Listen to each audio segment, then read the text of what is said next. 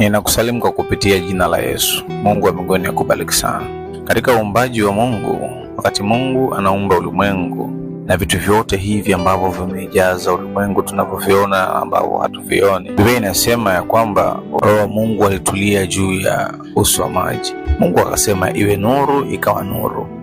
Baada ya nuru kuwapo, ndipo Mungu akaendelea na uumbaji. Lakini jambo la kwanza, aliumba nuru.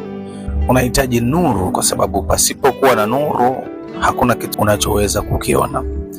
Mwanadamu anahitaji nuru ili kuweza kuona. Macho yako kama yatafumba, utakuwa unaona giza, lakini kama macho yako yatakuwa yanaona, maana yake utakuwa unaona nuru. Nuru inakuwezesha kuweza kutambua vitu fulani fulani.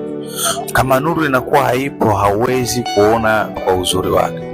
Unahitaji nuru ili kuweza kuona vitu vilivyo sahihi.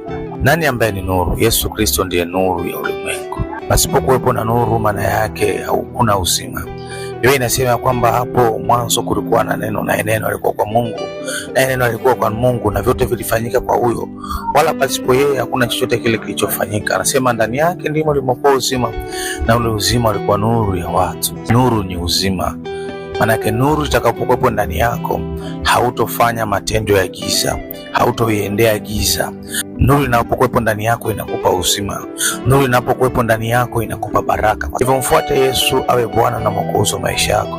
Yeye nuru aingie moyoni mwako.